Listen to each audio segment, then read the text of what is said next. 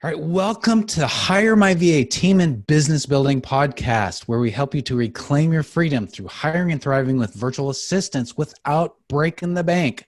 I'm Dave Braun, your co-host. I'm here with my partner and other co-host, my great friend, Larry Broughton. Larry, how you doing today? Doing great, Dave. Awesome. How you doing? That's excellent. So let's get right into our topic. So today's topic is, I don't know the right tools to use to manage a VA. So how the heck am I going to actually, be good with a VA, right? Oh, that's a tough one. Well, start or you want me to start? Well, let me just give a quick overview on this. It's a great question, by the way. When I saw that come through, I was like, holy smokes, that's so good because, the stuff I think that we ought to talk about, Dave, can help you whether you're dealing with a VA, a virtual assistant who's sitting in the Philippines, or if at some point you actually get someone who's actually sitting in the same office with you. And all communication when it comes around business, and frankly, even in your personal lives, there's really three areas we need to look at. And I know you've got some great suggestions, but it's, daily communication. How do we do that? Weekly communication, and then just project management tools to help hold people accountable. So maybe we ought to just start with talking about daily communication first. Yeah. Well, let's just go in that. And, that's one of the beauties of this podcast is that it's not just for overseas VAs or whatever. It's for any virtual assistant. In fact, it's working for anybody working virtually. Right. So let's talk about that. You said daily communication. So let's daily communication. So one of the things that you don't want to rely on for daily communication is email. Oh, that's a trap. Yeah, it's just too slow, right? You got to use some type of a messaging app at a minimum, right? Yes. Any type of a good project management tool has got that capability inside of it. Yeah. Okay. And of course, you want to have the capability to have formal as well as informal communication with that tool, right? Yeah. So the formal part is that you want to keep track of certain things, like you're communicating on an important project to do, and you want to keep track of your final decisions that you might make, or exactly what you've done, right? That's the formal part. But the informal part is what you don't want to keep track of, obviously. Like, hey, one of the things that we do is we check in with each other and say, hey, I'm starting today, how you guys doing? Or something like, hey, let's get together on a Zoom call at 11 o'clock, or I'm working on this right now, just exit out of editing that file, because we don't want to overwrite what each other's doing. That kind of stuff is very casual and informal. You don't have to keep track of that, but the other stuff that you do want to keep track of. So that's one of the things. You've got to have some kind of a good messaging app that's more real time that you do that. And I think what we have to do, we just have to try things out and find out what works for you. Exactly. Because boy, we have tried a handful of different messaging apps and project management tools, and some we've liked, and then they've tweaked them. We didn't like them anymore. But I think one of the keys here for success is we got to remain flexible. Yes. When trying out these tools. So I'm sorry, Dave, continue. No. That's great. So, one of the things that you also want to have in this messaging app, the communication, is that you want to have certain channels or projects where you can actually communicate in the appropriate place. That way you can search appropriately, you can go to it, etc. Most of the tools have it. And it's one of the reasons why you don't necessarily want to use something like Facebook Messenger. So some of the tools that are available out there that will work for this would be Slack, Basecamp. I think Asana will, but you guys would have to check that. I haven't used it. There's Teamwork. And then ClickUp is something that is pretty up and coming. That would be cool to use too. So they have that, I'm pretty sure. And I know somebody's going to ask, well, what tools are you guys using? Well, right now we're currently using both Basecamp and Slack. In fact, we were on a meeting, Dave, you and I, just moments ago, and you were Slacking Melissa. That's right. And so that's the great thing about some of these tools is you can they're so easy to use. It's just sitting on your desktop. Dave and I were having a conversation, and a recommendation was made, and he said, hey, let me Slack her right now. Did it, and immediately we get a response, right? Yep. So these are great daily tools to be using. I'm going to encourage you, though, the downside of email and any kind of written communication is that things get lost in translation oftentimes. Really important communication should not be, I believe, should not be communicated. If it's sensitive, only through an email. People read too much into it, or sometimes I don't read enough into it. And so if you're going back and forth and there really is a lot of questions that come up during it, then it really is best at that point just to pick up the phone or schedule a Zoom call or some kind of video conferencing call so you can actually see each other's face and read the nuance. But this is so important, particularly during high pressure times. You're growing your business, you're launching your business. One of the mantras we have around here is that the best form of communication during crisis is over communication. Yes. So you can't just leave, if you're growing your business, you can't just leave it up to what we're going to talk about next, just weekly communication. We really do have to focus a lot on this daily and almost hour by hour communication. Okay. Yeah. And I think we're talking about this as an overall structure to help understand. Right. So, I mean, there's a lot of crossover, and there's times when we talk about what you do daily as weekly and vice versa. It all kinds of depends, but this is a good structure to think about. So Larry, you said weekly communication, right? Yeah.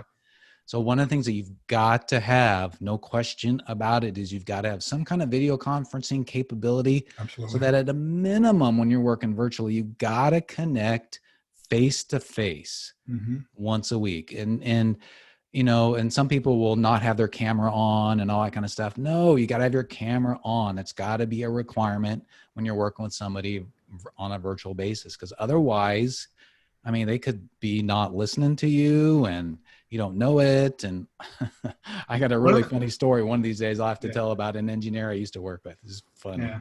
Well, one of the things I do like about the video conferencing, any of the good ones out there, they actually do recordings, right? And so it's a great way to hold people accountable. And I've lost count of the number of times where I or Melissa has had to go back to a recorded meeting that we have had to actually pull out, did we actually say this, or did we actually do that, or what was the deadline on that? So it's a great way to just store, information. Instead of somebody sitting there and having to take notes on it, it's recorded. And Larry, I'm glad you brought that up, because just this last week, Cheryl, my wife, who works for a nonprofit, she was leading a strategic planning meeting through Zoom with, 15, 20 people. Yeah. Through a Zoom call, and they were, all had their videos on and all that. But what she did, and we talked about it, I said, record it, because if you're leading this meeting, you want to stay present in the meeting, not worry about writing notes and all that stuff. So if you record it, and of course you tell them you're recording it, if you're recording it, then you can go back and write your notes and stuff. Yeah. Same thing happened to me earlier today. Melissa and I were on a call with somebody who wants to hire me to do a keynote speech. And I could be very present and just ask the questions. And I said to him, I hope you don't mind, but I'm going to go back and listen to this so I can pull out some golden nuggets to incorporate into the speech later on. And he was so impressed. Oh, that's such a great idea, right? So it's a great selling point when you're dealing with clients, but it's really critical when you're dealing with team members, particularly team members that you don't see face-to-face every single day.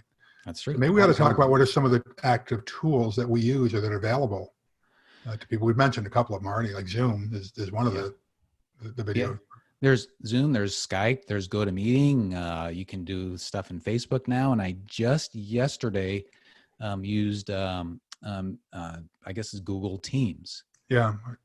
You and I were in a meeting actually off site remotely, and somebody had mentioned Google Team, right? I haven't used that one yet. Yeah. In fact, what was interesting when we were trying it, there's a transcription capability with it.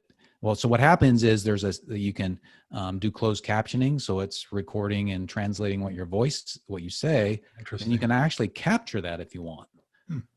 Yeah. Pretty dang cool. But anyway, and are there tips or downsides to this that we ought to be considering when using video? Well, sometimes the tips and downsides to doing video communication is it does take more processing time or processing power on your hardware. It does take a higher internet bandwidth, and sometimes people can lose the connection here and there, or their microphone could get garbled, or maybe some folks just don't speak quite as well, or maybe they're a little bit embarrassed, or or because it's real time. In fact, with these days, I've talked to all my clients on Zoom calls, and every now and then I'll be talking with somebody, and then their kids come in the background, and Mom, Dad, part of business nowadays. Right. I was on a call earlier today. My dog came in, and they said, "Oh, that's part of business now," right? It is. But So I I do guess, think it's an important thing to consider, Dave, as you were saying, with some of these VAs, whether they're here in the U.S. or in the case that we're talking about mostly is in the Philippines, it's important that your VA has the hardware and bandwidth where they are to be able to handle video conferencing. yes. Because sometimes that stuff is actually rationed in some countries or some parts of countries. And so it is, and we take you through that process when you are hiring someone or considering different candidates. We're going to help you. So don't be afraid of that, but it is something to actually consider. Yeah, absolutely.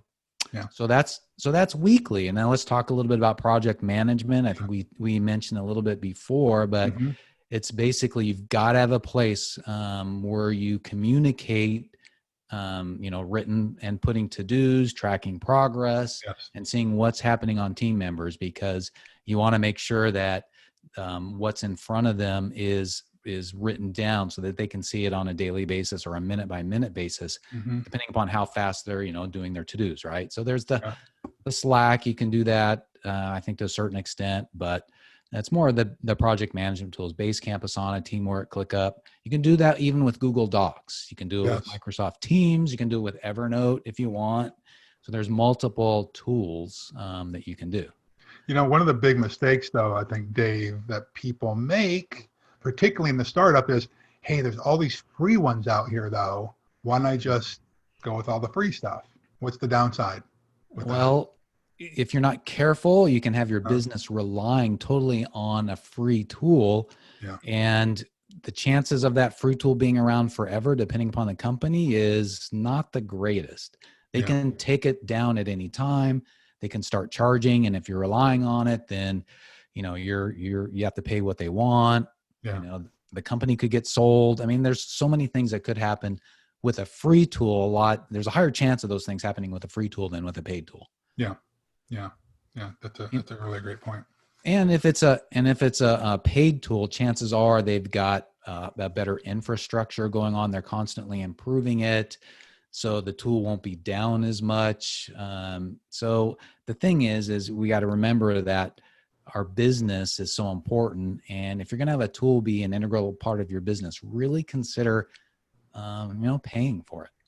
Well, and when you pay for it, oftentimes there's backups.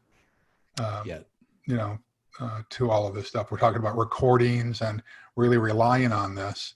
The great thing now is there's so much competition in this space that pricing is dropping, and all of it. You're seeing quality go up and pricing dropping. Now, I don't want to discourage you from doing this because frankly, some people can't afford it all. Use the free stuff to get started if that's what it takes, but don't stay there. Treat your business like a business and not like a hobby, and consider it an investment in your business and not an expense or a cost to your business. Right? Absolutely. But do it, get started. Don't let the cost prevent you from doing it. Use the free tools if that's what you have to do, but know that in short order, as quickly as you can, get converted over, because the whole VA thing, hiring a VA, is meant to add productivity to your business so that you can get to your revenue goals sooner. But don't get stuck on the free stuff, I think, is the message here. And communicate, overly communicate. Keep in mind that when you are communicating, a smile on the voice, a smile on your face goes a long way. It really does. Because you got to remember, this whole communication, daily, weekly, monthly, whatever it is, we're trying to build loyalty with our team members. And if the only communication your VA gets, who's sitting around the world usually, is a terse email or a terse text, I promise you, your productivity will not be where you need it to be, and you're going to end up being frustrated. All right. You need to treat any VA as if they're any team member. They're sitting in the same room with you. Treat them with dignity, respect, treat them like part of your family. And if you're trying to build a relationship, a strong, loyal team member, you don't communicate with them once a month or send them a terse email, right? Absolutely. You really have to treat it. You really have to communicate and overly communicate. Yeah, it's hard to not emphasize that as much, or hard to emphasize it too much, or something like that, right? Communication is so important. So if you are a regular listener to this podcast, you are going to hear that over and over. That's right. Well, have we beaten this one enough, Dave? I think I think so. I think it's good. It'll be on to the next one at some point. So okay, folks, thanks for being with us today. I hope you got something really good out of it. Yeah. But remember that building a team is the way you're going to really reclaim your freedom, where you can do something significant. It's so hard to do it by yourself. Yeah. The key thing is that we are here to help you. So if you want to have more, find out more information about what we're doing and how you can get freedom in your life, go to HireMyVa.com. And without experience, you can learn to prepare for, hire, and thrive with virtual assistants and to communicate well with them. Yeah. Larry and I, we've really helped a lot of folks, and we want to help you too. So just go to HireMyVa.com for more information. Have an awesome rest of the day. Yeah, we love you. Love your team members. Now go get them.